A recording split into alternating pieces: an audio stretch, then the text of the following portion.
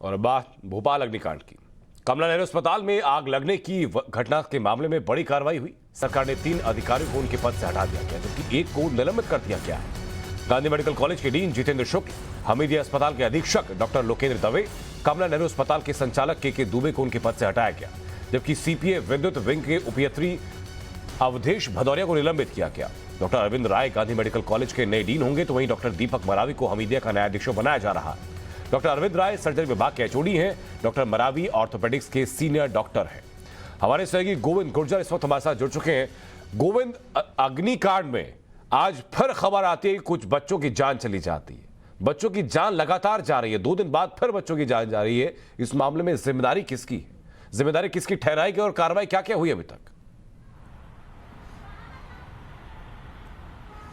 देखिए, कार्रवाई के नाम पर जो तमाम अधिकारी हैं, जो प्रत्यक्ष और अप्रत्यक्ष तौर पर अस्पतालों से जुड़े हुए हैं, चाहे तो डीन हो, जो गांधी मेडिकल कॉलेज के डीन हैं उनको हटाया गया है, अधीक्षक जो हैं हमीदिया अस्पताल के उनको हटाया गया है, और गैस राहत के जो प्रभारी थे उनको हटाया गया है। तो और इसके अलावा एक और 4 अधिकारियों पर गाज तो गिरी है, लेकिन कांग्रेस पार्टी का कहना है कि इतनी बड़ी घटना हो जाती है और सच्चाई भी छुपाई जाती है।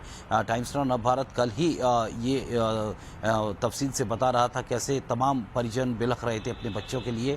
कोई परिजन कह रहा था कि उनके बच्चे को डेथ घोषित कर दिया गया है, लेकिन उनके बच्चे का नाम उन 4 बच्चों में शामिल नहीं है जिनकी मौत की सरकार ने घोषणा की, मंत्री विश्वास सारंग ने घोषणा की। और कई परिजन अपने बच्चों को खोज रहे थे, और जब अब जो तस्वीरें छुपाई गई थी उस दौरान किसी ने कैमरे से शूट की, वो सामने आ रही हैं, तो अंदर का जो दृश्य काफ़ी भयावह है। दर्जनों बच्चों को एक साथ लेटा गया है, तमाम ड्रिप्स उनकी नाक से लगी हुई हैं। जो खबर सामने आ रही है कि फायर सेफ्टी मेजर्स के अच्छी तरह से ध्यान नहीं रखा गया था, और जो वेंटिलेटर थे वो 10-10 साल पुराने थे जिन्हें एक्सटेंशन के सहारे चलाया जा रहा था। तो ऐसी तमाम लूप होल्स निकल कर सामने आ रहे हैं। सरकार भले ही लाख दावा करे कि मध्य प्रदेश में स्वास्थ्य सेवाएं सुचारू हैं और बेहतर हैं, लेकिन इस घटना ने मध्य प्रदेश की स्वास्थ्य सेवाओं की पोल खोल कर रख दी है, क्योंकि किलकारियों का कत्ल हुआ है और इससे बड़ा पाप और कुछ नहीं हो सकता है। इसके अलावा क्राइम अपराध तो है ही।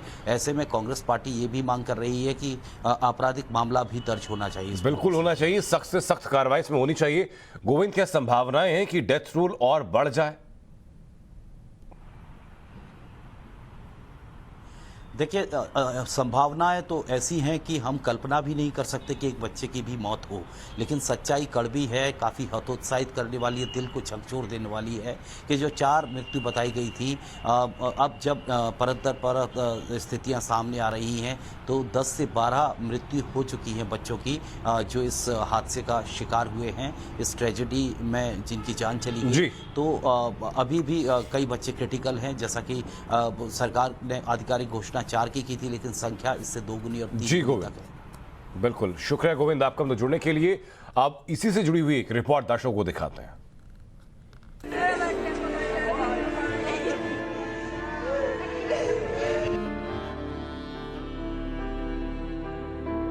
2 बच्चे थे, उसमें जब अंदर जाते जाते तो हुजा ही नहीं, इतना खतरनाक धुआं निकला। तो बच्चे कैसे हैं अभी? बच्चे तो दिखे नहीं, मेरे को दूध दर के बाहर ही आया था, मैं इतने आगे आग हो गई उसमें। मेरी बीबी सुल्तान अस्पताल में, भाई साहब मैं दूध लेकर आया था बच्चों के लिए, इतनी सी डब्बी में।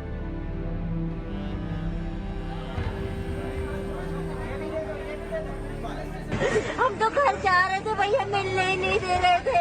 सब लोग बहुत दौड़ मच गई, बच्चों को लेने जा रहे थे, बच्चों को लेने नहीं दे दिया।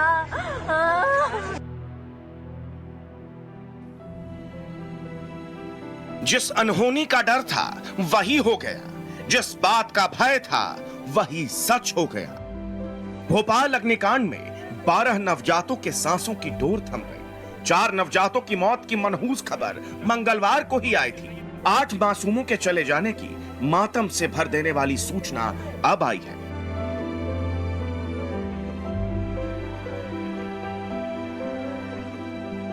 छत्तीस घंटे में करीब उसके बाद 8 बच्चों की मृत्यु और हुई है, जो दिमाग में सांस नहीं ले पाते, birth asphyxia, low birth weight, जिनको वैसे ही सांस लेने में दिक्कत होती है। इस तरह के बच्चे प्री मैच्योर और लो बर्थ वेट बेबीज ही हैं। सोमवार शाम भोपाल के कमला नेहरू अस्पताल में पीडियाट्रिक वार्ड में आग लगी। मंगलवार को सूचना आई कि आग लगने की वजह से 4 बच्चों की मौत हुई है, पर इस आंकड़े पर परिजन ही सवाल उठा रहे हैं क्योंकि उन्हें उनके बच्चे नहीं मिल रहे। आखिरकार यह आशंका सच में तब्दील हो गई। मौत का आंकड़ा 12 पहुंच गया।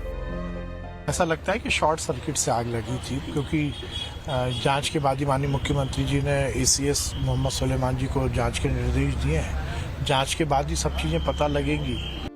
आंसुओं का ये समंदर है, सिसकियों का सैलाब है, दर्द का वो दरिया है जो बहता ही जा रहा है। इसका गुनहगार कौन है, इसका मुकम्मल जवाब अब तक नहीं मिल पाया है।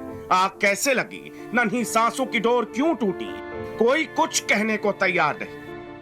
दूध लेके गया था, एक इतनी सी डब्बी में दूध दर के 10 मीटर चल गया होगा, मात्र इतने में इतना धुआं कि उसमें हुजा ही नहीं। और बच्चा खुचा उन सिस्टरों ने अंदर नहीं जाने दिया, बाहर धकेल दिया। मैं कांच तोड़े, मैंने देखो ये मेरे हाथ में जो आग धुआं निकल जाएगा धुआं। और बताओ मैं आपको 25 कांच तोड़े होंगे मैंने, कि धुआं निकल जाएंगे तो चोरा चोरी बच जाएंगे, लेकिन उन्होंने कांच नहीं तोड़ने दिया, सब चोरा चोरी को नहीं दिया। मेरी बच्ची है 8 साल की, ऑपरेशन हुआ ही था तुरंत वहाँ, और अभी मुझे मिलने नहीं दे रहा है। और मतलब सुबह बोले कि तुम्हारी लड़की को 8 बजे दे देंगे, खत्म हो चुकी। अब कह रहे हैं थोड़ी जिंदी है। मैंने कहा हमको देख लेने दो, ना रात को देखने दिया मुझे, ना अभी देखने दे रहा। मेरी हालत देखो आप।